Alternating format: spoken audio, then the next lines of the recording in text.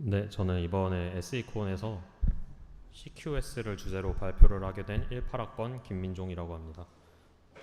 네, 먼저 목차를 설명드리면 CQS랑 같이 많이 사용되는 CQRS, 그리고 CQS의 장점과 단점, 그리고 이 CQS를 어떻게 활용하는지 이 활용 사례에 대해서 설명을 드리도록 하겠습니다. 먼저 용어 정리를 먼저 해보겠습니다. 이제 CQS를 좀 자세하게 알고 가려면 몇 가지 용어를 알아야 되는데, 먼저 첫 번째로 사이드 이펙트라는 단어가 있습니다. 이제 사전적 정의에 의하면 어떤 오퍼레이션이 외부 상태를 수정하면 다른 오퍼레이션이 수행 결과에 영향을 주는 것을 의미하는데, 이게 정확히 어떤 의미냐면, 제가 increment라는 어떤 함수를 실행했을 때 이 카운터라는 전역 변수에 영향을 주면은 이 같은 전역 변수인 카운터를 사용하는 다른 함수에서 또 영향을 받기 때문에 그런 걸 사이드 이펙트라고 할 수 있습니다. 또 사이드 이펙트의 다른 예로는 이제 이 어떤 콜 바이 레퍼런스 형식으로 전달된 객체의 상태를 변경하는 것도 사이드 이펙트를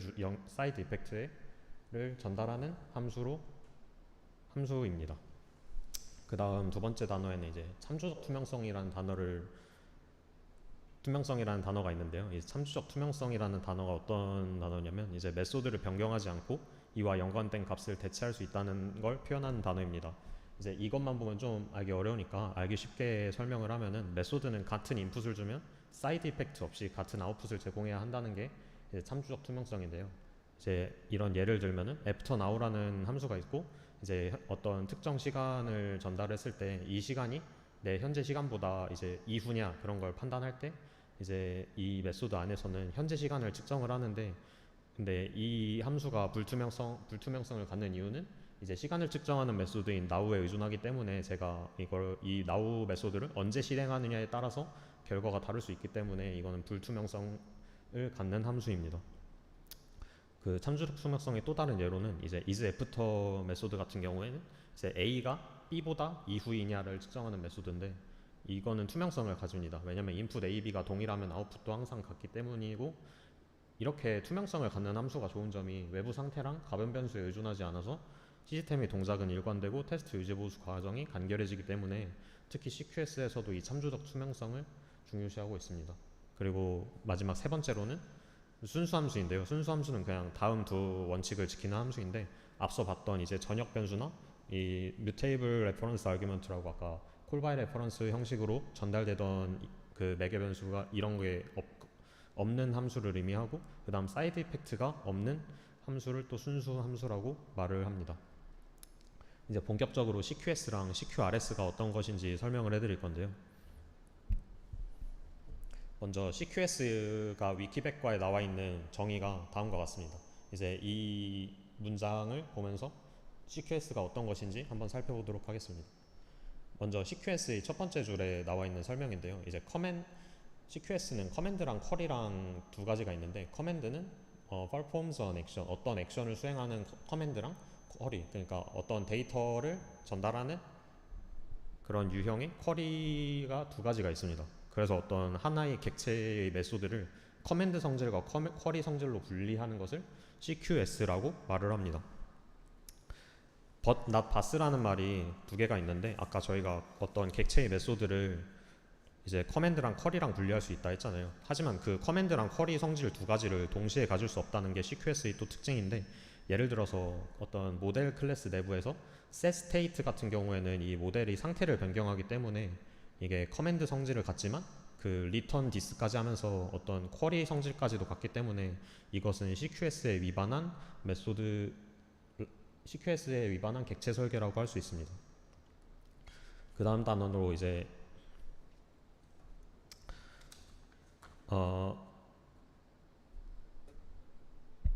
asking a question should not change the answer 이라는 문장이 있는데, 이거는 그냥 이제 제가 쿼리를 실행했을 때 그 결과를 수정할 수 없어야 한다 라고 이제 해석을 할 수 있는데, 만약에 제가 쿼리를 전달했을 때 그게 만약에 수정이 되거나 수정이 된다면은 그건 참조적 투명성이랑 사이드 이펙트를 가질 수 있기 때문에, 예를 들어서 제가 쿼리 성질을 갖는 메소드인 getState를 했는데, 제가 this.state를 전달을 했을 때 이 스테이트를 외부에서 바꿔도 이제 모델이 상태가 변경이 안 되기 때문에 이런 쿼리 성질도 쿼리로 얻은 결과의 불변성을 강조를 하고, 만약 상태를 너가 이 모델의 상태를 변경하고 싶다면 커맨드 성질의 메소드를 사용하라. 이게 바로 CQS가 강조하는 바 중 하나였습니다. 그 다음에 제가 소개해드릴 거는 CQRS라는 게 있는데, CQS랑 CQRS랑 사실 별 차이가 없다고 이야기를 하는 그런 글도 되게 많았는데, CQRS와 CQS의 정확한 차이점을 조금 정의한 논문이 하나 있더라고요. 그래서 그 논문에 있는 말을 인용을 해보니까, CQS는 객체 수준이 커맨드와 쿼리의 분리다. 그 다음 CQRS는 객체 수준을 넘어서 애플리케이션 수준이 설계이다. 그러니까 즉 아키텍처 레벨로 커맨드와 쿼리를 분리하는 걸 의미를 했는데, 이게 정확히 무슨 의미냐면, CQS는 저희가 그냥 어떤 객체의 메소드를 커맨드 성질과 쿼리로 분리했던 거라면, CQRS 같은 경우엔 이 아키텍처 레벨에서 제가 어떤 모델을 추가를 하거나 아니면 추가 삭제, 수정 이런 걸 하는 거는 쿼리 레포지토리에서 담당을 할 수 있고, 아니면 조회 같은 경우에는 쿼리 레포지토리에서 담당을 하면서 이런 설계적인 부분, 아키텍처 수준에서의 커맨드랑 쿼리를 분리를 하는 것을 CQRS라고 이야기를 하였습니다. 그다음 좀 더 높은 수준이 CQRS도 있는데, 이제 모델 자체를 분리하는 겁니다. 만약에 수정 역할만 하는 커맨드 라이트 모델이 있고, 그 다음에 조회용으로만 따로 모델을 만드는 쿼리 모델도 있습니다. 그러면 각 모델들이 레포지토리 레이어를 지나쳐서 이제 분리된 데이터베이스에 저장됩니다. 이제 쓰기 전용 모델은 이제 쓰기용 데이터베이스에, 그다음 조회 전용 모델은 조회용 데이터베이스에 하고, 그다음에 읽기 전용과 쓰기 전용을 서로 동기화하는 방법을 사용하면서 CQRS를 구현을 하였습니다. 이제 CQS랑 CQRS의 장점과 단점에 대해서 설명을 드리겠습니다. 이제 CQS 쪽에서 갖는 장점은 일단 참조적 투명성을 가짐으로써 얻는 장점인데, 이제 입력만 의존해서 외부 요인에 영향을 받지 않는다.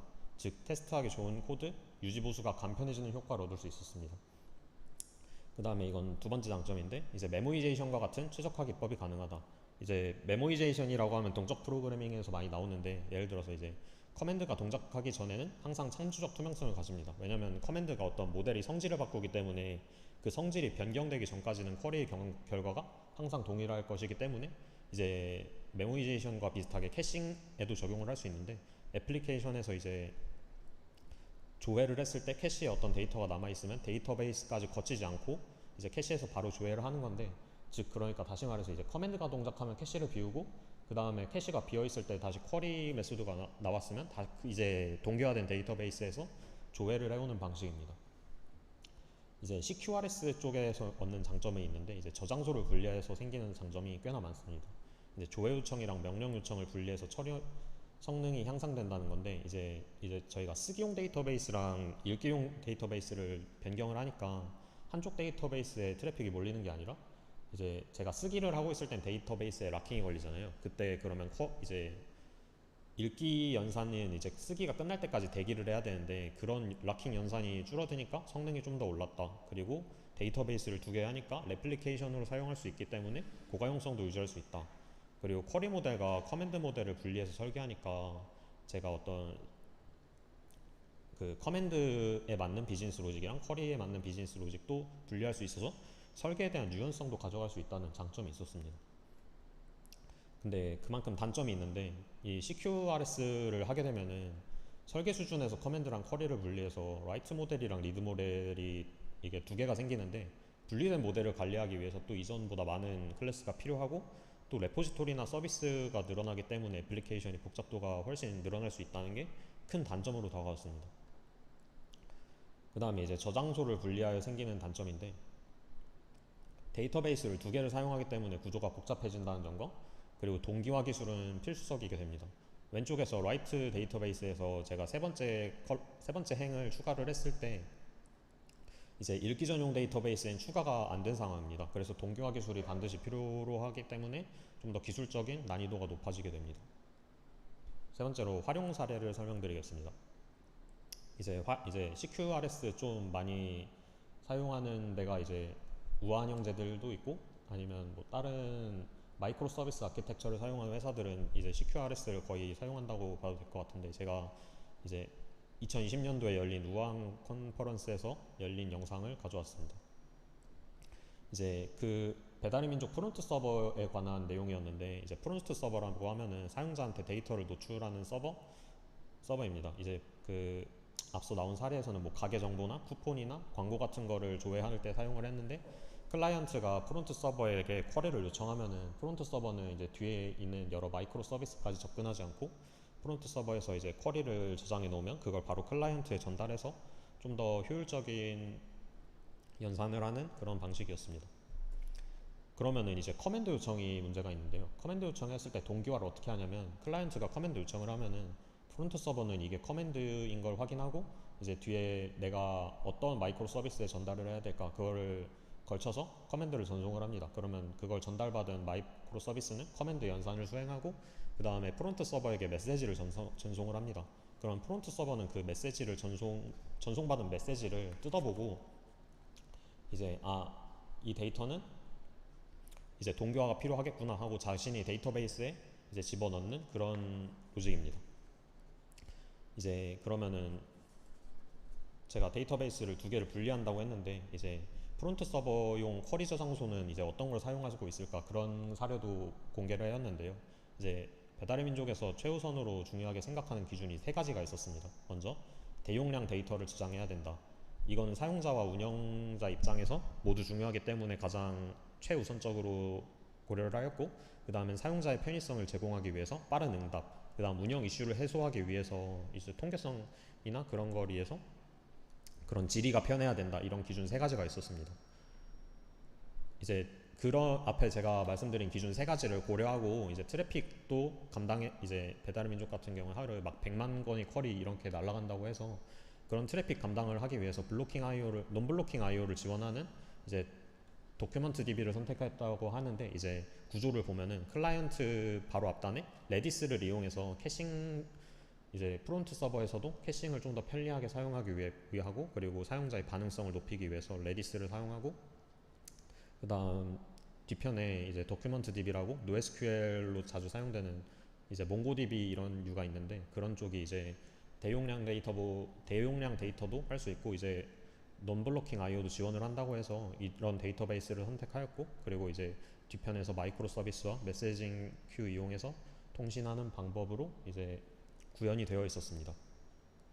그러면 이제 마지막인데, 이제 데이터 저장 형식에 관한 언급도 있었습니다. 먼저 그러면 커맨드랑 쿼리랑 이게 데이터가 분리되다 보니까 두 개의 스키마가 다를 수도 있다고 생각을 했는데, 처음에 이제 이거에 대한 구현 방법이 두 가지가 있더라고요. 이제 요구사항에 맞게 가공을 할 것이냐, 쿼리랑 커맨드랑 스키마를 다르게 갈 것이냐, 아니면 원본의 형태와 유사하게 갈 것이냐, 이 두 가지 방법이 있었는데 배달의 민족은 그걸 장애복구 관점으로 바라본 시각으로 설계를 하였습니다. 먼저 요구사항에 맞게 데이터를 가공했을 때 장애복구 시 시간이 되게 오래 소모되었습니다. 예를 들어서 라이트 베이스랑 리드 베이스의 차이가, 제가 이제 조회용에는 이게 가상 전화번호인가 아닌가 이런 거를 필드를 추가해서 제가 스키마를 다르게 가져간다 했을 때, 만약에 시스템이 돌아가다가 중간에 어떤 문제가 발생하면은 이제 이제 쓰기 전용 데이터베이스랑 읽기 전용 데이터베이스를 새로 동기화해야 되는 로직이 있기 때문에 이제 모든 데이터의 수정이 필요가 했습니다. 그래서 장애 복구 시간이 되게 오래 걸리는 그런 단점이 있었는데, 이제 원본의 형태와 유사한 데이터를 가져가면은 이제 사용자 요청마다 내가 새로 이제 데이터를 이제 프로세싱 하는데 시간은 조금 더 오래 걸리지만, 단순 배포를 사용하면은 이제 동기화 중 오류가 있더라도 서버만 배포하는 방식으로 장애 복구가 가능해서 이제 원본의 형태와 유사한 데이터로 저장을 하는 방법을 채택하였다고 하였습니다. 네, 지금까지 그 배달의 민족 사례도 알아봤는데, 제가 유튜브에 찾아보니까 뭐 B마트 도메인이나 아니면은 뭐 이제 세미나 같은 데 보면은 많이 있더라고요. 그리고 또 기술 블로그 같은 데 가면은 또 이런 사례를 좀 생각보다 쉽게 찾아볼 수 있어서, 이제 그런 부분 조금 CQS가 생각보다 저희보다 멀리 있는 기술이 아니었음을 알게 되는 이제 시간이었습니다. 네, 혹시 질문 있으실까요?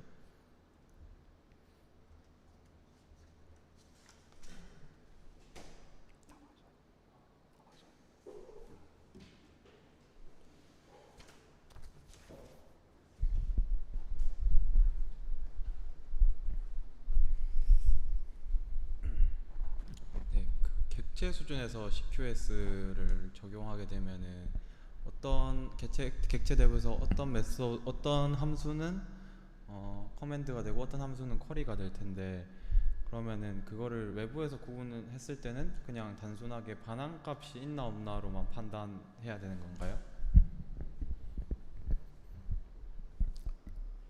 사실 비즈니스 로직에 따라서 이멘트가 쿼리냐 커맨드냐 이거를 구분하기가 조금 힘들 수도 있습니다. 예를 들어서 어떤 객체가 그 메소드를 수행함에 있어서 자신이 상태도 그대로 변경돼야 되고 아니면 어떤 데이터도 반환을 해야 되는 상황이 있는데, 그 마틴 파울러가 또 CQS에 대해서 언급을 한 내용이 있는데, 그분 블로그에 가면은 이제 이런 얘기가 있습니다. 너무 CQS의 그 법칙에 그 강압되지 마라. 당신이 유연하게 설계를 가져갈 수 있다면 그 원칙을 깨는 게 더 좋다. 그걸 이 예시로 이제 스택의 팝 연산을 예시를 들었는데, 스택의 팝 같은 경우에는 이제 스택의 메뉴에 있는 원소를 제거함으로 하기도 하고, 그리고 그 원소를 반환하기도 하니까 그런 부분에 있어서는 개발자가 설계를 유연하게 가져갈 수 있도록 CQS의 원칙을 깨도 좋다라고 이야기를 했습니다.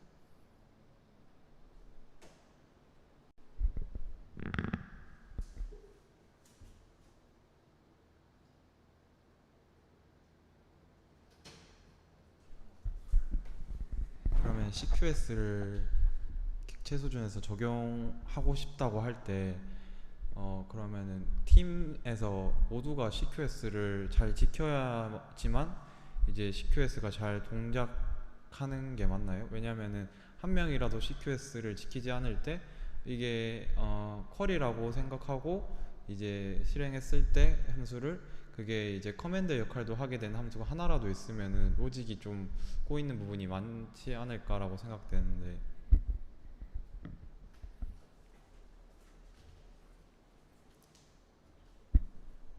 그 팀원이 전부 다 커맨드 CQS를 원칙을 지키면서 설계를 하고 좀 일관성 있는 아키텍처를 유지하는 게 좋겠지만, 제가 이제 방금 말씀드렸다시피 어떤 좀 유연하게 설계를 가져갈 수 있는 부분은 그렇게 하니까 중간에서 차이는 날 수 있을 것 같습니다. 하지만 CQS는 제 생각에는 이건 CQS를 적용하는 범위에 대해서는 허용이 될 것 같은데, 만약에 CQRS 같은 경우에서 우리가 CQRS 이제 커맨드 모델을 쓰기용으로 해야 되는데 갑자기 뭐 쿼리 모델을 쓰고 그 반대쪽에 뭐 인설트를 한다, 그런 부분은 이건 이제 설계적으로 틀린 부분이니까 CQS 부분은 이제 팀에서 좀 유연하게 가져가면 좋을 것 같고, CQRS 같은 부분, 이런 설계 같은 부분은 좀 철저하게 지켜야 될 필요가 있다고 생각을 합니다.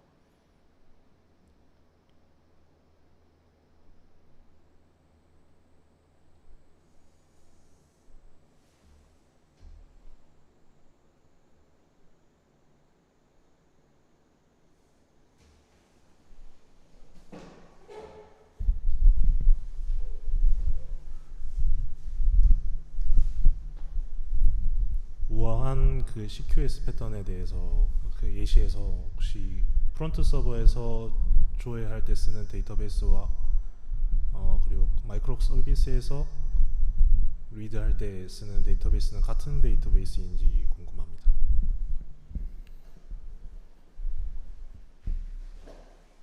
그 프론트 서버랑 이제 각 마이크로 서비스가 사용하는 데이터베이스 말씀하신 거죠? 그거는 사실 제가 그 이쪽 아키텍처를 정확하게 알고 있는 사람은 아니다 보니까, 근데 제가 그때 그 세미나를 들었을 때 이해한 바로는 프론트 서버는 혼자 독립적인 데이터베이스를 사용하고 각 마이크로 서비스가 각자의 데이터베이스를 사용하고 이제 메시징 큐, 뭐 레비뎀 큐나 카프카 같은 걸로 메시징 큐를 이용해서 통신하는 방법으로 이해를 했습니다, 저는. 그래서 아마 각 서비스는 독립적인 데이터베이스를 갖고 있다, 이게 조금 더 이쪽인 것 같습니다. 네.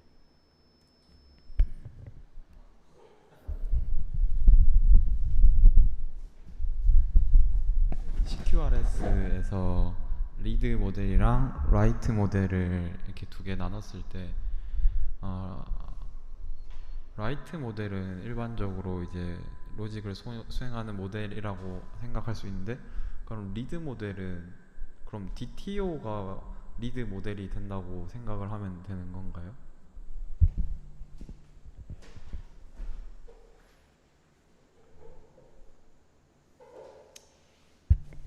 사실 DTO가 리드 모델이 되는 거는 아닌 것 같고, 왜냐면은 사실 단순히 모델을 쿼리랑 커맨드로만 분리하는 간단한 문제면은 그게 그렇게 될 수도 있지만, 근데 그렇게도 하지 않을 것 같은 게, 왜냐면은 그러면 API의 종속적인 그 모델링 설계가 되기 때문에 그런 부분은 그렇게 하지 않았을 것 같고, 그리고 이제 뭐 예를 들어서 지금 어떤 쿼리 모델이랑 분리했을 때 다른 모델이랑 또 연관관계를 가져야 되기 때문에, 그런 부분에 있어서 쿼리 모델이 다른 객체랑 연관관계를 가졌을 때 또 어떤 데이터를 주고받고 해야 되냐, 약간 그런 쪽에 좀 특화된 설계를 가지는 데이터 모델이지 않을까 싶습니다.